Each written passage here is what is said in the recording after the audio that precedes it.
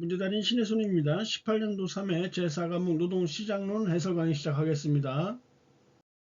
61번 다음 중 경쟁 노동시장 경제 모형의 기본 가정과 가장 거리가 먼 거. 1번 노동자와 고용주는 자유로이 시장에 진입하거나 시장을 떠나거나 한다. 맞는 얘기고요. 2번에 노동자와 고용주는 완전 정보를 둘 다 갖고 있어요. 3번에 사용자의 단결 조직은 없고 노동자의 단결 조직은 있다. 아니 노동자의 단결 조직도 없어요. 즉 사용자와 노동자의 단결 조직은 존재하지 않고요. 정부의 임금 규제도 역시 없다라는 사실이요. 3번이 틀렸어요. 4번 직무의 성격은 모두 동일하며 임금의 차이만 존재한다. 이거 맞는 것이고, 또 하나 내부 노동시장은 존재하지 않으며 모든 직무의 공석은 외부 노동시장을 통해서 채워진다는 사실도 알고 계시면 되네요. 62번 노동의 임금 탄력성이요. 좀 더 정확히 말하면 노동 수요의 임금 탄력성이에요.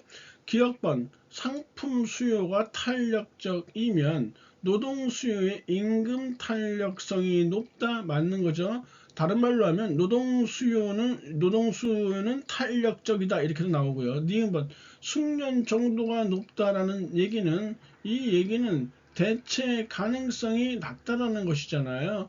이렇게 대체 가능성이 낮으면 노동 수요의 임금 탄력성은 비탄력적이다, 감소한다 같은 얘기고, 디귿번에 생산 비중, 인건비 비중이 이렇게 크게 되면 노동 수요의 임금 탄력성은 높다, 역시 맞는 내용이 돼요. 그래서 4번에 기역, 니은, 티귿이 해당되어지고, 노동 수요의 임금 탄력성 결정 요인 4가지인데 3개만 나와 있죠. 하나는 우리가 시험 문제 많이 나왔던 거, 다른 생산 요소의 공급 탄력성, 수요 탄력성이 아니라 다른 생산 요소의 공급 탄력성 반드시 기억해 두셔야 돼요.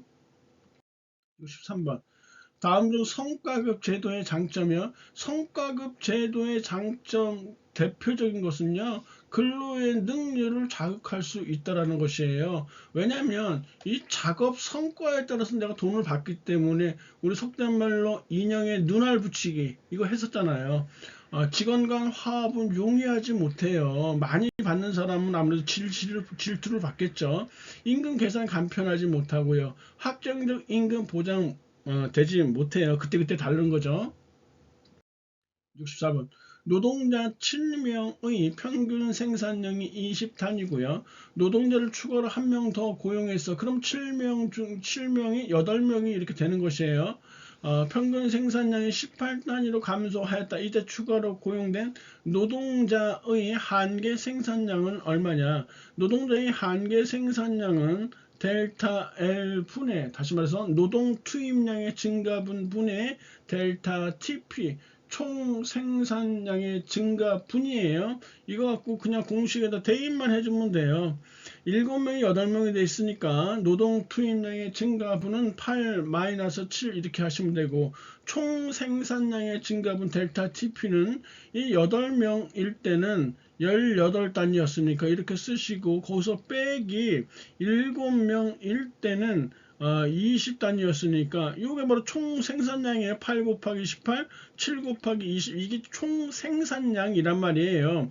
왜냐하면 노동자 명수에다가 평균 생산량 곱하면 이게 총 생산량이 되는 것이니까요. 빼주면 144에서 140을 빼게 되니까 4단위로 이렇게 깔끔하게 떨어진다는 것이죠. 그냥 단순한 계산이고요. 공식 알면 거기다 그냥 대입하면 나오는 것이니까 몇 번씩 풀어보시기 바래요. 65번 다음 중 수요 부족 실업에 해당하는 거, 대표적인 게 경기적 실업이라고 했었죠. 이거 여러 차례 한 바 있었어요. 마찰적 실업, 구조적 실업, 계절적 실업은 비수요 부족 실업이에요. 대표적인 수요 부족 실업이 바로 경기적 실업이고요. 경기적 실업은 불경기 때에 총 수요가 감소하면서 발생하는 수요 부족 실업이란 말이에요. 그래서 이런 경기적 실업을 해결하려면 재정 지출을 확대한다든지 조세 감면, 금리 인하를 통해서 통화량 증대를 증대해야 하고요. 그로 인해서 총수요, 유효 수요를 증대시켜야 하는 것이죠. 66번. 소득 재분배 정책과 가장 거리가 소득을 재분배한다니까요. 이 고소득층은 쉬운 말로 하면 이게 좀 이 소득을 내려주고 이 저소득층은 소득을 좀 올려주는 것이에요. 그렇다고 뭐 고소득층의 이 돈을 그냥 뺏을 수는 없잖아요. 공산당도 아니고. 다시 말해 세금을 통해서 고소득층의 재산 분배를 저소득층으로 옮겨가는 이런 형태를 취한다는 얘기죠. 최저임금제 실시는 저소득층과 관련이 있죠? 저소득층과 관련이 있어요. 누진세 적용은 소득이 많을수록 세금이 계속 누진적으로 커져가는 것이니까 얘는 고소득층을 내리는 것과 관련이 있고요. 4번의 고용보험의 실시는 저소득층과 관련이 있단 말이에요. 3번의 간접세 강화는 소득 재분배 정책과 관련이 없어요. 간접세의 대표적인 세금 형태가 부가가치세예요. 우리나라의 부가가치세는 현재 10%로 일률적으로 적용하죠. 고소득층이나 저소득층이나 물건을 살 때, 팔 때 10% 일률적으로 적용이 되어지는 것이에요. 또 다른 간접세 하나가 주세예요. 술을 이렇게 사게 되면, 맥주든 소주든 이렇게 사게 되면 주세가 거기에 포함이 되어 있는데 잘 산다고 소주 한 병에 10,000원씩 받지 않죠? 못 산다고 소주 한 병에 10원씩 이렇게 팔지 않아요. 일률적으로 똑같이 붙는 거거든요. 그래서 간접세는 소득 재분배 정책과는 전혀 관련이 없다라는 것이에요. 67번. 직무급 임금 체계의 장점이 아닌 것은 직무급 임금 체계의 장점 1번, 3번, 4번 다 좋은데요. 2번이요. 연공급에 비해서 실시가 상당히 좀 불편한 게 단점이에요. 왜냐하면 이 직무급 임금 체계를 실행하려면요. 직무의 표준화와 전문화 그리고 직무 가치의 객관적 평가가 선행되어야 하는 것이에요. 그래서 이 연공급에 비해서 실시가 다소 좀 어려운 것이 단점이다. 68번 임금 기금선에 관한 설명으로 틀린 거 1번 보세요. 임금 기금의 규모는 일정하므로 시장 임금의 크기는 임금 기금을 노동자 수로 나눈 값 이것이 바로 시장 임금의 크기예요. 임금 기금이 일정하게 있어요. 그 임금 기금을 노동자 수로 나눈 것이 바로 시장 임금의 크기가 된다라고 주장하는 것이에요. 이번에 임금 기금설은 노동 공급 측면의 역할을 중시한 노동의 장기적인 자연 가격 결정은 아니에요. 이게 틀린 것이에요. 임금 기금설은 노동 공급 측면을 중시한 것이 아니라 노동 수요 측면을 중시한 것이다. 그래서 제가 이거 중요하다고 했었잖아요. 이 노동 수요 측면을 중시한 것은 임금 기금설뿐만 아니라 마르크스의 노동력 재생산비설 다른 말로 하면 노동가치설 얘네들은 모두가 노동 수요 측면을 이렇게 중시한 것이에요. 임금 기금설과 노동력 재생산비설 또는 노동력 가치설은 노동 수요 측면을 중시하고 반면에 노동 공급 측면을 중시했던 것은 임금 생존비설 다른 말로 하면 임금 철칙설이죠. 이 임금 생존비설과 임금 철칙설은 노동 공급 측면을 중시한다. 반드시 비교해서 알아두셔야 돼요. 3번에 임금 기금설은 고임금이 고실업률을 야기한다고 하여서 고용 이론에 영향을 주었고요. 이거 외워두시면 좋고요. 4번에 임금 기금설에 따른 노동조합의 교섭력을 통한 임금의 인상이 불가능하다는 노동조합 무용론이 제기되기도 했었어요. 69번 노조의 단체 교섭 결과가 비조합원에게도 혜택이 돌아가는 현실에서 노동조합의 조합원이 아닌 피조합원에게도 단체 교섭의 당사자인 노동조합이 회비를 징수하는 샵 제도는 무엇이냐? 바로 에이전시 샵이다. 이렇게 샵 제도에 대해서는 많이 했었어요. 설명도 계속 하고 있고요. 70번. 다음 표를 이용하여 실업률을 계산하면 얼마인가? 실업률은 경제활동 인구수분의 실업자 수 곱하기 100. 공식을 딱 알고 있죠. 거기에 만약 경제활동 인구가 단편적으로 보이지 않는다면 취업자 수 플러스 실업자 수로 바꿔서 푼다라는 사실이에요. 아무튼 제시된 표를 보니까 총 인구 5천만 있고요. 15세 미만, 15세 미만? 이거 잘 보셔야 돼요. 함정 문제예요. 우리 15세 미만은 경제 인구로서 의미 없다고 보고요. 15세 이상 인구가 의미가 있다고 봐요. 그런데 15세 미만이 2천만이란 얘기는요. 총 인구에서 15세 미만 인구 빼면 즉 4천만이 15세 이상 인구라는 거예요. 이게 뭐 틀린 건 아니죠. 이거 함정으로 나왔다는 거예요.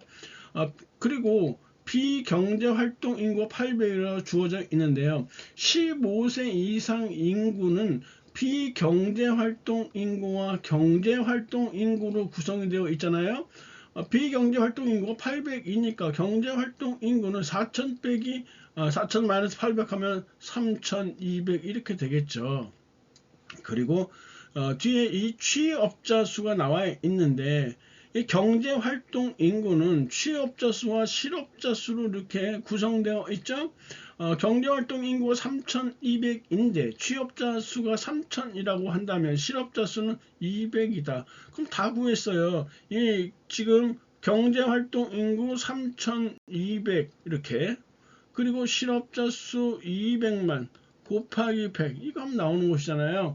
그럼 2번에 6.25%로 그냥 나올 거예요. 71번. 산업구조 변동 시 성장산업의 기업들이 요구하는 기술과 사양산업에 종사하던 노동자들이 제공하는 기술이 서로 맞지 않아서 사양산업에 종사하던 노동자들이 성장산업으로 즉시 이동할 수 없어 발생하는 실업은 우리 앞선 회에서 한번 풀었죠.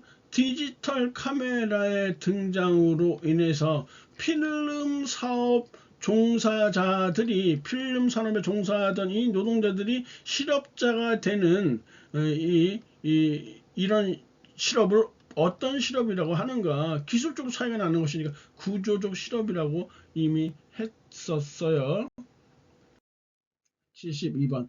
임금 격차의 원인 중 경쟁적 요인이 아닌 것은 임금 격차의 원인, 이거 되게 중요한 것이에요. 임금 격차의 원인. 임금 격차의 원인은 둘로 나눠져요. 경쟁적 요인이냐 아니면 비경쟁적 요인이냐 둘로 나눠서 살펴볼 필요가 있어요. 중요해요. 이 경쟁적 요인에 해당하는 임금 격차는요. 1번에 나와 있는 인적 자본량이에요. 개인이 갖추고 있는 기술에 따라 숙련도에 따라서 임금 차이 나겠죠. 고창과 신창 간의 임금 격차 나는 거 경쟁적 요인이란 말이에요. 보상적 임금 격차 역시 경쟁적 요인이에요. 작업 환경이 열악한 곳에 있는 광부들은 더 많은 돈을 받아야 되겠죠. 이런 거.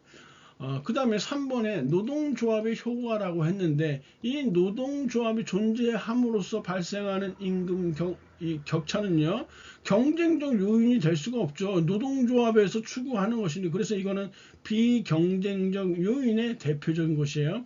4번에 기업의 합리적 선택으로서의 효율성 임금 정책 역시 경쟁적 요인이 되겠네. 그래서 지금 이게 세 개가 이렇게 나와 있죠. 이렇게 세 개가 나와 있어요. 그렇다면 네 번째는 뭐냐? 근로자의 생산성 격차. A라는 근로자와 B라는 근로자가 생산성이 현격하게 차이가 난단 말이에요. 그럼 임금 차이도 발생하겠죠? 이렇게요. 다섯 번째는 시장의 단기적 불균형이에요. 시장의 단기적 불균형. 이렇게 해서 이 다섯 가지를 철저하게 알아두세요. 2차 실기에도 나왔던 것이니까 이거 굉장히 중요하고요. 이해도 좀 잘 하셔야 돼요. 그리고 비경쟁적 요인은 우리가 이 노동조합의 존재라는 거 했었죠. 노동조합의 효과 이거 제일 중요하고요. 그 다음에 시장에 대한 지배력 및 시장 지배력에다가 이거 및 독점지대의 배당 같은 거 이렇게 있어요. 세 번째가 비효율적 연공급 제도, 이런 거 비경쟁적 요인이라는 사실이에요. 72번 문제 중요하고요. 73번 단체 교섭에서 사용자의 교섭력에 관한 설명으로 가장 거리가 먼 거. 1번 기업의 재정 능력이 좋으면 이 사용자의 교섭력이 높아지겠죠. 아무래도 노동자들이 파업을 해서 임금 투쟁을 이렇게 벌이게 되면, 야 그래 알아서 내가 해줄게, 이렇게 아무래도 재정 능력이 좋으면 교섭력이 높아질 것이고요. 2번에 사용자 교섭력의 원천 중 하나는 직장 폐쇄를 할 수 있는 권리다. 이 노동자들이 너무 지나치게 높은 임금을 요구하게 되면 이 사용자 측에서, 야 니네 이따위로 하면 나 그냥 이거 회사 때려칠 거야, 회사 그냥 폐쇄시켜 버릴 거야. 이것도 교섭력의 원천이죠. 상당히 무서운 것이죠. 근로자 입장에서는. 3번에 보시면 사용자는 쟁의 행위 기간 중 그 쟁의 행위로 중단된 업무를 원칙적으로 도급 또는 하도급을 줄 수 있다. 말도 안 되죠. 원칙적으로 도급이나 하도급을 줘서는 안 되는 것이에요. 3번이 틀렸어요. 조합원의 일을 대신할 수 있는 여지가 크다면 그만큼 사용자의 교섭력이 높아지겠죠. 왜냐하면 파업으로 인해서 이 조합원들이 빠져나간 일을 비조합원이 대신할 수 있도록 한다면, 야 이 새끼들 니들 없어도 돼, 이런 식의 개념이 형성된다는 얘기죠. 74번 임금 상승에 따라서 노동 공급 곡선이 후방 굴절 이거 많이 했죠. 이렇게 후방 굴절한다는, 이렇게 이때는 소득 효과가 대체 효과보다 크기 때문에 나타나는 것이잖아요. 이렇게 2번이 그래서 단편적으로 답이 이렇게 딱 되네요. 이 점수 거둬주는 것이죠. 75번에 이원적 노사 관계론의 구조요. 이원적 노사 관계론이라고 한다면 1차 관계는요, 경영대 종업원의 이런 관계예요. 이때는 굉장히 서로 관계가 좋죠. 노사 간에 우호적이고 협조적이란 말이에요. 그러나 2차 관계, 경영대 노동조합의 관계로 들어가게 되면 이때는 임금이나 근로조건 개선을 두고 서로 부딪히는 이런 현상이 나타나게 되겠네요. 그래서 정답이 일단 3번이에요. 76번 사회 민주주의형 정치 조직이 무력하여 쭉쭉쭉 돼서 세 번째 줄에 마이크로 코퍼레티즘이라고 해서, 이 마이크로라는 말이 있으면요, 짜잘짜잘하고 아기자기한 거 좋아하는 나라 있잖아요. 뭐 어떤 섬에 있는 나라라고 하던데 그 나라가 답이에요. 77번 노동조합의 노동 공급권이 독점되는 샵, 뭐 많이 했던 클로즈드 샵이에요. 이거 점수 그냥 앉아서 따고 있어요. 78번 다음 중 노동 정책이나 제도에 관한 설명으로 틀린 거. 1번 소득 정책은 근로자들의 소득을 증진시키기 위한 정책이 절대 아니라고 제가 주의해야 한다라고 이미 말씀드린 바 있었어요.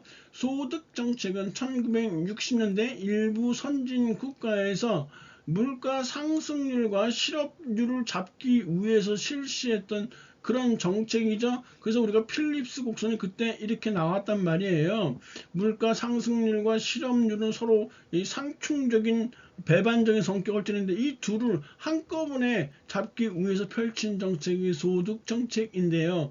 단기적으로는 효과가 있었지만 그 시간이 지나면서 효과가 없다라는 것이 입증되었기 때문에 최근에는 잘 펼치지 않는 정책이라고 했었어요. 오히려 소득 정책을 펼치게 되면 이 관리 비용이 오히려 증가하는 비효율성을 드러냈다고 했었잖아요. 그래서 1번이 틀렸네요. 2번에 직업훈련 정책은 주로 구조적 실업 문제를 해결하기 위한 것이다. 그렇죠. 직업훈련을 통해서 신기술에 대한 연마가 있으면 구조적 실업 문제 해결할 수 있고요. 최저임금제는 저임금 근로자의 생활 안정을 위한 것 맞고요. 4번의 알선은 노사 자율적 해결을 강조하는 노동쟁의 조정제도이다. 이것도 맞는 것이네요. 79번 효율 임금 이론에서 고임금이 고생산성을 가져오는 원인에 관한 설명을 드리고, 이 효율 임금 이론이라는 게 뭐예요? 시장에 형성되어 있는 그런 평균적인 임금 크기보다 높은 임금을 지급하는 것이잖아요. 우리나라의 뭐 S그룹이 효율 임금 제도의 일종의 효시라고 봐도 무방할 것 같은데요. 아무튼 이렇게 고임금을 주게 되면 1번에 고임금은 노동자의 직장 상실 비용을 증대시켜 이게 좀 고임금을 주는 우리 회사가 딴 회사보다 임금 훨씬 많이 주는데 여기서 내가 쫓겨나게 되면 큰일이잖아요. 그래서 노동자로 하여금 스스로 열심히 일하게 하겠죠. 2번에 대규모 사업장에서는 통제 상실을 사전에 방지하는 차원에서 고임금을 지불하여 노동자가 열심히 일하도록 유도할 수 있다.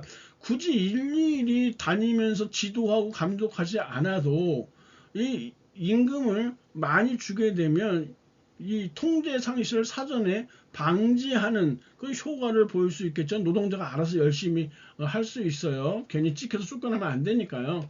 3번 고임금은 노동자의 사직을 감소시키겠죠. 아무래도 이 노동자의 사직을 감소시켜서 저임금 신규 노동자의 채용 및 훈련 비용을 감소시킨다. 이거 맞는 얘기잖아요. 4번은 말도 안 되죠. 효율 임금 자체가 그 시장에 평균적으로 형성된 임금보다 높은 임금을 지급하는 것인데 균형 임금을 지불한다? 벌써 이것 자체가 틀렸죠. 경제 전반으로 동일 노동, 동일 임금이 달성되도록 한다. 4번이 틀린 내용이에요.